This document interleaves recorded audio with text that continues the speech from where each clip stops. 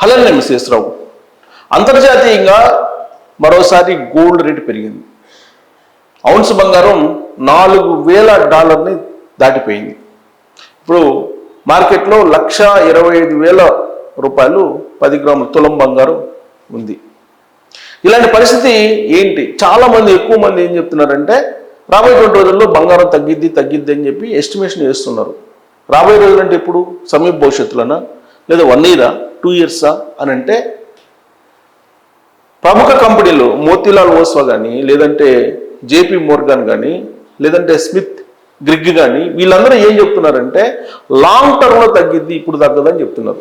పైగా ఆల్రెడీ 4 రోజుల క్రితం నేను చేసినటువంటి వీడియోలో అక్టోబర్లో 10 నుంచి 15% గోల్డ్ రేట్ పెరిగే అవకాశం ఉందని చెప్పి ఎక్స్పర్ట్స్ ఇంటర్నేషనల్గా చెప్తున్నారు అనేటువంటి విషయాన్ని కూడా నేను మీ దృష్టికి తీసుకొచ్చాను. అయితే యాజ్ ఆఫ్ నౌ పరిస్థితి ఏంటి అని అంటే లేటెస్ట్ అప్డేట్ చాలా ఇంపార్టెంట్, ఇది గుర్తుంచుకోవాల్సింది. గోల్డ్ ఎవరైతే ఇన్వెస్ట్ చేస్తున్నారో వాళ్ళందరూ, అమెరికా చైనా మధ్య ట్రేడ్ వార్ స్టార్ట్ అయింది. ఇది ఎటువైపు దారితీస్తుందో తెలియనటువంటి పరిస్థితి.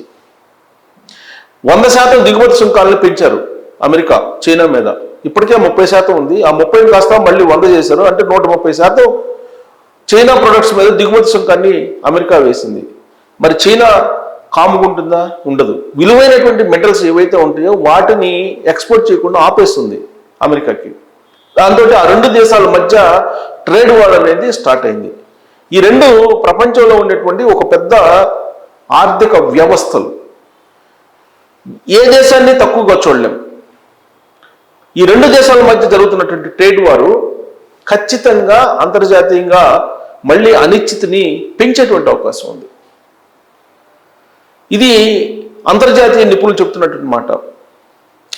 ఇప్పటికే గత కొంతకాలంగా పెద్ద ఎత్తున చైనా బంగారం కొనుగోలు చేసి స్టాక్ పెడుతూ ఉంది. ఇప్పుడు అమెరికా ట్రేడ్ వార్ స్టార్ట్ చేసింది కాబట్టి ఇంకా పెద్ద ఎత్తున చైనా బంగారాన్ని కొనుగోలు చేసేటువంటి అవకాశాలు ఉన్నాయి. చైనా ఆ పని చేస్తుంది కాబట్టి ప్రపంచంలో ఉండేటువంటి అన్ని దేశాలు కూడా వాటి తాకతుకు తగిన విధంగా ఖచ్చితంగా బంగారాన్ని కొనుగోలు చేయడానికి పోటీ పడతాయి. ఎందుకంటే ఆయా దేశాల కరెన్సీ స్టేబుల్గా ఉండాలని అంటే ఖచ్చితంగా బంగారాన్ని కొనుగోలు చేయాల్సిందే. మళ్ళీ ఆయా దేశాల ఆర్బీఐలు పోటీ పడే అవకాశం ఉంది. అది జరిగితే బంగారం తులం 2 లక్షలకు పోయినా ఆశ్చర్యపోవసరం లేదు. అమెరికా చైనా మధ్య ట్రేడ్ వార్ స్టార్ట్ అయింది. ఇది ఎటువైపు తీసుకెళ్తుందో తెలియదు. దీని ప్రభావం బంగారం మీదనే పడుతుంది. కారణం ప్రపంచవ్యాప్తంగా అంతర్జాతీయంగా కనుక చూసుకుంటే అత్యంత సేఫ్ ఇన్వెస్ట్మెంట్ ఏదైనా ఉందంటే బంగారమే. డాలర్ను కొంటే డాలర్ తగ్గిపోతుంది. డాలర్ వాల్యూ అంతర్జాతీయ మార్కెట్లో అమెరికా డాలర్ వాల్యూ తగ్గిపోతుంది. అందుకని అమెరికా డాలర్ కొనుగోలు చేయడానికి ఎవరు ఇష్టపడట్ల. బిట్ కాయిన్స్ని కూడా కొనుగోలు చేయడానికి ఇష్టపడలేదు. ఎందుకనంటే బంగారం కొంటే ఎక్కువ % లాభం వస్తుంది. అందుకని బిట్ కాయిన్ వైపు కూడా వెళ్ళట్లేదు ఎవరు. సో బంగారం ఒక్కటే లేదా వెండి, ఈ రెండింటి మీదే ప్రపంచం మొత్తం పెట్టుబడులు పెట్టడానికి సిద్ధమైంది. దానికి తగిన విధంగా అంతర్జాతీయంగా ఏర్పడిన భౌగోళిక రాజకీయపరమైన అంశాలు బంగారం రేటుకి ఆజ్యం పోస్తూ ఉన్నాయి. ఇవాళ కూడా 10 గ్రాములు దాదాపు $320 పెరిగింది హైదరాబాద్ మార్కెట్ ప్రకారం చూస్తే కనుక. సో ఈ పెరుగుదల సమీప భవిష్యత్తులో ఏమవుతుందంటే పెరిగే అవకాశం ఉందని చెప్తున్నారు. దీపావళి వస్తుంది, ధన్తేరస్, ఇవన్నీ ఉన్నాయి. వినియోగదారులు కొనేటువంటి పరిస్థితి లేదు. డిమాండ్ ఎక్కువ అవుతుంది. దేశాలు కొంటున్నాయి, ప్రజలు కొనుగోలు చేయడానికి ముందుకు వస్తున్న పరిస్థితుల్లో డిమాండ్ ఎక్కువ ఉన్నప్పుడు ఆటోమేటిక్గా రేటు పెరుగుతుంది. పైగా చైనా అమెరికా మధ్య ప్రారంభమైనటువంటి ట్రేడ్ వార్ ఏదైతే ఉందో ఈ ట్రేడ్ వార్ యొక్క ప్రభావం చాలా తీవ్రంగా ఉండే అవకాశం ఉంది. ఎంత ఉంటుంది అనేది ఇంటర్నేషనల్ ఎక్స్పర్ట్స్ కూడా అంచనా వేయలేకపోతున్నారు. వాస్తవంగా ఇజ్రాయెల్ గాజా మధ్య శాంతి ఒప్పందం కుదిరింది. ఆ శాంతి ఒప్పందం కుదిరిన తర్వాత బంగారం రేటు తగ్గుతుందని చెప్పి ఎక్స్పెక్ట్ చేశారు. రష్యా ఉక్రెయిన్ మధ్య యుద్ధం జరుగుతున్నప్పటికీ కూడా ప్రధానంగా పాలస్తీనా ఇజ్రాయెల్ మధ్య శాంతి ఒప్పందాన్ని కుదిరించారు. అమెరికా అధ్యక్షుడు ట్రంప్ ఈజిప్ట్ వెళ్తున్నారు, శాంతి సదస్సులో పాల్గొంటున్నారు. రాబోయేటువంటి రోజుల్లో యుద్ధాలన్నింటినీ ఆపేస్తారని చెప్పి ట్రంప్ చెప్తున్నారు. కాబట్టి ఆ యుద్ధ వాతావరణం తగ్గితే ప్రపంచంలో బంగారం రేటు తగ్గుతుందని చెప్పి అందరూ ఎక్స్పెక్ట్ చేశారు. ఇప్పుడు మళ్ళా కొత్తగా పాలిస్తీనా అలాగే ఇజ్రాయెల్ మధ్య శాంతి ఒప్పందం జరుగుతుంటే ఆఫ్ఘనిస్తాన్ పాకిస్తాన్ మధ్య యుద్ధం ప్రారంభమైంది. ఇలాంటి సిచ్యువేషన్స్ నడుమ మళ్ళా బంగారం రేటు పెరిగే అవకాశం లేకపోలేదు అనేది ఇంటర్నేషనల్ ఎక్స్పర్ట్స్, నేను చెప్తాను కదా, ఇంటర్నేషనల్ ఎక్స్పర్ట్స్, ఇంటర్నేషనల్ మ్యాగజైన్స్, ఇంటర్నేషనల్గా ఉండేటువంటి కొన్ని మోర్గాన్ అలాగే మోతిలాల్ ఓస్వా లాంటి కంపెనీలు వేస్తున్నటువంటి అంచనా. అన్నిటికంటే చాలా ప్రమాదకరం ఏంటంటే చైనా అమెరికా మధ్య ప్రారంభమైనటువంటి ట్రేడ్ వార్. దీని కారణంగా బంగారం రేటు ఎంత స్థాయిలో పెరుగుతుందో కూడా అంచనా వేయలేనటువంటి సిచ్యువేషన్లో ఇప్పుడు అంతర్జాతీయ నిపుణులు కూడా ఉన్నారు. ఇది యాజ్ ఆఫ్ నౌ. యాక్చువల్గా ఇప్పుడు మనం బంగారం రేటు పెరగడానికి కారణాలు కనుక మనం తీసుకుంటే రీసెంట్గా మనం చెప్పుకున్నటువంటి కారణాల కంటే కూడా ఇప్పుడు చైనా అలాగే అమెరికా మధ్య ప్రారంభమైనటువంటి ట్రేడ్ వార్ ప్రధానమైనటువంటి అంశంగా తీసుకోవచ్చు. బంగారం రేటు పెరగడానికి కారణాలలో ఫస్ట్ వన్ చైనా అమెరికా మధ్య trade war. America trade war అంటే దిగుమతి సుంకాలను వేసుకుంటున్నారు ఒకరికొకరు పరస్పరం. ఇక రెండు America shut down. America shut down అయిపోయి ఇప్పటికీ సుమారుగా 8 days అవుతుంది. ఈ షట్ డౌన్ ఎప్పుడు ముగుస్తుందో కూడా తెలియదు, క్లారిటీ లేదు. కాబట్టి ఈ షట్ డౌన్ ప్రభావం కారణంగా బంగారం రేటు పెరిగే అవకాశం ఉంది. 3 అమెరికా ఫెడ్ వడ్డీ రేట్లను తగ్గించబోతుంది. వడ్డీ ధరలు తగ్గింపు ఇది మరొక అంశం. 3వ అంశం ఇది బంగారం రేటు పెరగడానికి. 4 అంతర్జాతీయ మార్కెట్లో డాలర్ విలువ పడిపోతుంది. విచిత్రంగా ఏంటంటే డాలర్ విలువ పడిపోతుందంటే రూపాయి విలువ బలపడాలి, కానీ మన రూపాయి కూడా బలహీనపడుతుంది అంతర్జాతీయ మార్కెట్లో. సో కాబట్టి డాలర్ వాల్యూ పడిపోవడం అనేది 4వ పాయింట్. 5వ పాయింట్ వచ్చేసి అంతర్జాతీయంగా అంటే ప్రపంచవ్యాప్తంగా యుద్ధ వాతావరణం ఇంకా తగ్గకపోవటం. యుద్ధ వాతావరణం వీటి కారణంగా బంగారం రేటు పెరగడానికి అవకాశాలు ఉన్నాయి. మరి ఇన్ని కారణాలు కనిపిస్తున్న ప్రధానమైన 5 కారణాలు కనిపిస్తూ ఉంటే బంగారం ఇప్పుడు తగ్గుతుందంటే తగ్గడానికి అవకాశాలు చాలా తక్కువ. ఒకవేళ తగ్గినా ఇంటర్నేషనల్ ఎక్స్పర్ట్ చెప్తుందంటే లాంగ్ రన్లో తగ్గుతుంది, షార్ట్ టర్మ్లో తగ్గేటువంటి అవకాశం లేదు అని చెప్పి చెప్తూ ఉన్నారు. సో ప్రధానంగా ఇవాళ మనం మార్కెట్ని తీసుకుంటే కనుక ఇవాళ మార్కెట్ని చూద్దాం అసలు ఏంటి పరిస్థితి. ఇది ఇవాళ మార్కెట్. హైదరాబాద్ మార్కెట్ తీసుకుంటే ఇవాళ 32 రూపాయలు పెరిగింది. 24 క్యారెట్ల గోల్డ్, 22 క్యారెట్లకి 30 రూపాయలు పెరిగింది. అలాగే 18 క్యారెట్ల బంగారం 24 రూపాయలు పెరిగింది. చూడండి, తులం బంగారం 10 గ్రాములు తీసుకుంటే 1,25,000 ఉంది. ఇది 24 క్యారెట్ల బంగారం. నిన్నటి కంటే ఎక్కువ పెరిగింది, 320 రూపాయలు ఎక్కువ పెరిగింది. ఏది 10 గ్రాముల బంగారం తులం మీద. సో కాబట్టి బంగారం రోజు రోజుకి పెరుగుతుంది.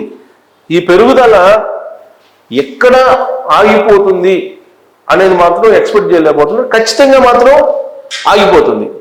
44% పడిపోతుందని చెప్పి ఎక్స్పర్ట్ చెప్తున్నారు. 40 నుంచి 44% బంగారం ధర పడిపోయే అవకాశం ఉందని చెప్పి ఎస్టిమేట్ చేస్తున్నారు. కానీ ఎప్పుడు పడిపోతుందని చెప్పి ఇతిమితంగా స్పష్టంగా చెప్పలేకపోతున్నారు. సమీప భవిష్యత్తులో పరిస్థితి ఏంటి అనేది కూడా వాళ్ళు ఎక్స్పెక్ట్ చేయలేకపోతున్నారు. కారణం ఏ రోజు ఏ విధంగా అంతర్జాతీయ పరిస్థితులు మారిపోతాయో తెలియనటువంటి పరిస్థితి. ఒక్కటి మాత్రం చెప్పచ్చు, ఆంధ్రప్రదేశ్లో మాత్రం సంవత్సరానికి 750 కేజీలు బంగారం గనుల నుంచి తయారు చేస్తున్నారు. ఆల్రెడీ స్టార్ట్ అయింది. దక్కన్ మైనింగ్ కార్పొరేషన్ తీస్తుంది. భారతదేశంలో అనేక గనులు బయటపడవి. జబల్పూర్లో కానీ లేదంటే జార్ఖండ్లో కానీ అలాగే మన కర్నూలులో ఇక్కడంతా బయటపడింది. అదంతా బయటకు వస్తే అప్పుడు భారతదేశానికి స్థిరత్వం ఏర్పడే అవకాశం ఉంది. లేదంటే భారతదేశం కూడా మిగతా దేశాలు కొనుగోలు చేసినట్టు బంగారాన్ని కొనుగోలు చేయాల్సిందే. దీంతో పాటు ఒక లెక్క తీశారు. ఏంటనంటే ఆర్బీఐ దగ్గర కంటే కూడా భారత పౌరుల దగ్గర ఎక్కువ బంగారం ఉందంట. దాదాపు 30,000 టన్నులు బంగారం ఉంది భారతీయుల మధ్య అని చెప్పి చెబుతున్నారు. 30,000 టన్నులు. ఏ దేశానికి సంబంధించినటువంటి పౌరుల దగ్గర కూడా అంత బంగారం లేదని చెప్పి అంతర్జాతీయ అంచనా వేస్తున్నారు. 30,000 టన్నుల బంగారం భారతదేశంలో ఉన్నటువంటి పౌరుల దగ్గర ఉంది అని చెప్పి. దాన్ని ఆర్థిక వ్యవస్థలోకి తీసుకురానంత కాలం రూపాయి వాల్యూ అంతే ఉంటుంది, బంగారం వాల్యూ కూడా పెరుగుతూనే ఉంటుంది. సో దేశీయంగా కదా అంతర్జాతీయంగా ఉండేటువంటి పరిస్థితులు కూడా ఆధారపడి ఉన్నాయి. సో ఇక్కడ మనం చూస్తే టాప్ 10 కంట్రీస్ గోల్డ్ రిజర్వ్స్ ఎక్కడెక్కడ ఉన్నాయి అని అంటే మీరు చూడండి. ఆస్ట్రేలియాలో ఎక్కువగా 8,400 టన్నులు బంగారం ఉంది, మెట్రిక్ టన్స్. అలాగే రష్యాలో 6,800 టన్నులు ఉంది. సౌత్ ఆఫ్రికాలో 5,000 మెట్రిక్ టన్నులు ఉంది. యుఎస్ అమెరికాలో 3,000 టన్నులు ఉంది.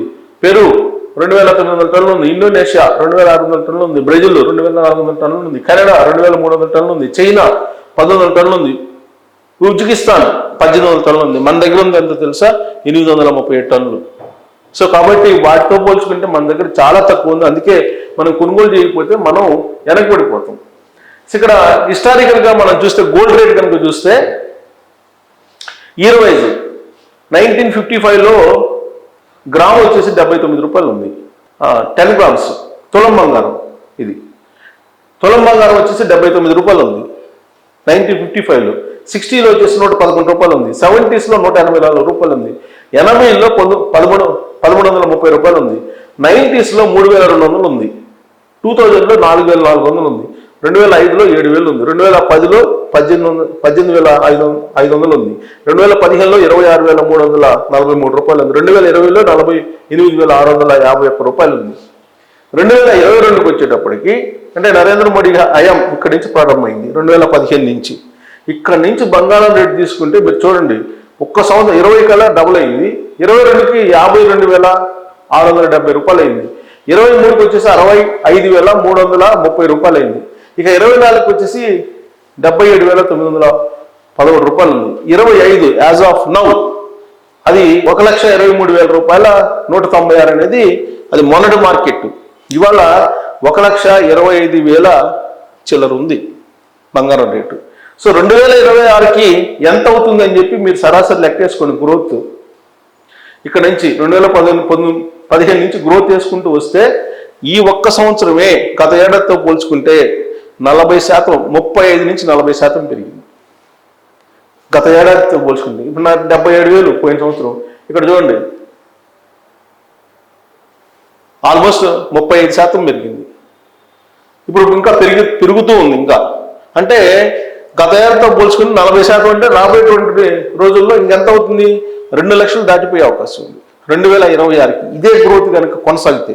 సో కాబట్టి ఇదే గ్రోత్ కొనసాగుతున్నారంటే ఎక్స్పర్ట్స్ అయితే లేదు అంటున్నారు కానీ బట్ సామాన్యులు, వినియోగదారులు, మధ్యతరగతి వీళ్ళైతే బంగారం అంటేనే భయపడే పరిస్థితికి ఆ ధరలు కనిపిస్తూ ఉన్నాయి. నిజంగా అంతర్జాతీయ ఎక్స్పర్ట్స్ చెప్తున్న దాని ప్రకారం 40% తగ్గితే తప్ప మామూలు జనానికి అందుబాటులో ఉండేటువంటి పరిస్థితి ఉండదు. మరి అంతర్జాతీయ మార్కెట్ గురించి నేను చెప్పాను, అంతర్జాతీయ పరిస్థితుల గురించి చెప్పాను, దేశీయంగా ఉండే పరిస్థితుల గురించి చెప్పాను, ఎక్స్పర్ట్స్ ఏమనుకుంటున్నారో చెప్పాను, గత కొన్ని సంవత్సరాలుగా బంగారం రేటు ఎంత పెరిగిందని చెప్పాను, ఆయా దేశాల్లో ఉండేటువంటి నిల్వల గురించి చెప్పాను. ఇవన్నీ చూసిన తర్వాత బంగారం రేటు పెరుగుతుందా లేదా తగ్గుతుందా అనే దాని మీద మీరే డిసైడ్ చేయండి. Thank you.